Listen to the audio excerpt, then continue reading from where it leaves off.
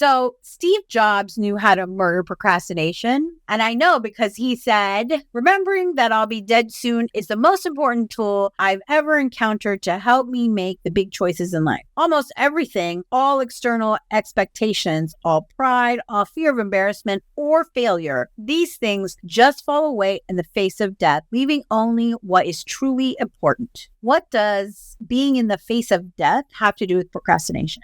Great question. And let's walk through an example. Say you had a huge list of things to do. Make lunch, do the dishes, call clients, pick up the kids from school, make some cards, have date night, install the new printer, get toner for the printer, squeeze in makeup in there somewhere, clean the house, whatever. Wow. It's a giant list of stuff to do in a day, right? Yes. That could overwhelm pretty much anybody. Yeah. Now, what if we take that exact same list, but you know in your head and in your heart, this is your last day on Earth? Is the list still overwhelming? No. Why? Because I'm going to die tomorrow, so I don't care about half that stuff, more than half. Right. And isn't it possible that we could all die at any moment? A hurricane could hit, an earthquake, a serial killer, a car accident. Yes. Or even just an allergic reaction. Yeah. We could choke on our ham sandwich like Mama Cass. Right. So most of us go through life acting like we're immortal, acting like death doesn't matter, and we can just fritter away our days and do whatever we want and spend as much time as we want on anything. That's true. But is that a correct attitude? Are any of us immortal? No. Is death coming for us all? Yes.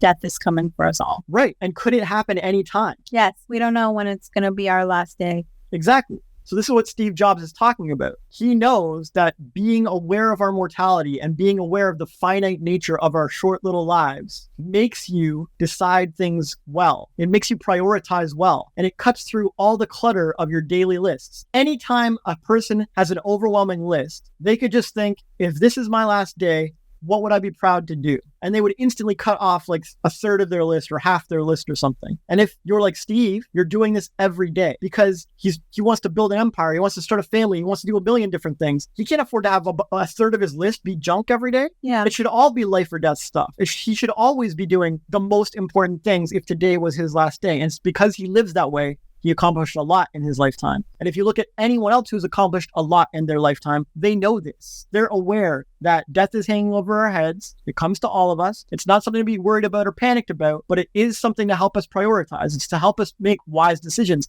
If you know this could be your last day on Earth, you're going to smoke it away in a stupor on the couch, or you're going to meet people. You're going to play with your family. You're going to play with your dog. Yeah. You're going to try to help an old lady across the street. You're going to do something worthwhile with your last day. To leave some sort of an impact before I go. Yes. Right. Yes. Most people want to leave some sort of an impact before they go. Well, you won't leave an impact if half your list is bullshit. And the fastest way to find out if half your list is bullshit is to imagine that today is your last day. Do you want to spend the last day of your life ranting about some people who pissed you off? Do you want to spend it in drama? Do you want to spend it fighting with your spouse? Or do you want to make amends, go out, have an ice cream together, and then help the world, donate to a charity, something?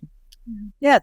Yes, I don't want to spend my days, I don't know how many I have left. And if tomorrow's my last day, the last thing I want to do is spend it worrying about people who annoyed me or pissed me off. Right. And most of the tasks we procrastinate on shouldn't even be on our list anyways. A good chunk of them shouldn't be on our list anyways. So I know it, and Steve knew it, and now you know it. You all know it. If you want to bury procrastination 6 feet under, make sure you're at peace with your own death. That's really good. So it took me a long time to be at peace with death in general. I used to be terrified of it. And then I experienced something spiritual while someone I loved was dying. And now I understand that it's a beautiful thing and there's nothing to be afraid of, actually. But using that to help guide me and to make choices, this is a really good idea because you should try it. Yes, I've never considered that when I'm looking at my list. or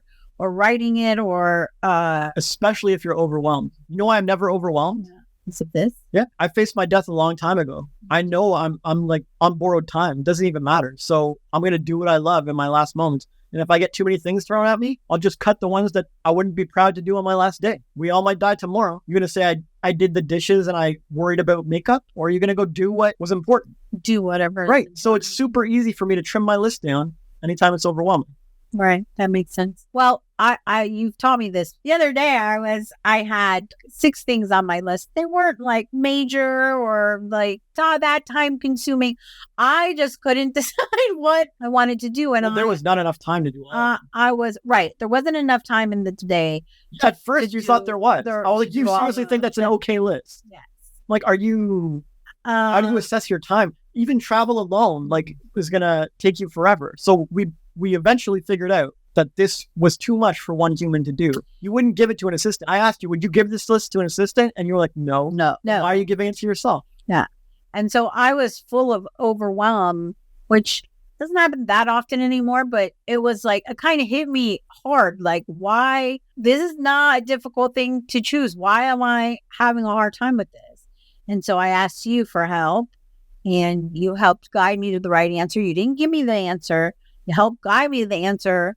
And in the end, I pulled the sub card and said, please pick for me. But not everyone is blessed to have that relationship or be able to do that, which I totally understand. So using the overwhelm, like, what is the most overwhelming part of this? Or if today's my last day on the list. Well, that's what I was going to say. Like, if your list is bringing you overwhelmed, what's bringing you overwhelmed? What part of the list is it?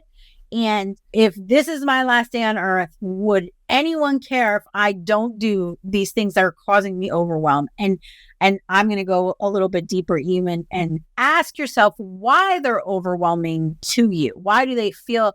Is it something you don't really want to do? Is it something you feel obligated to do? Please never do those things then.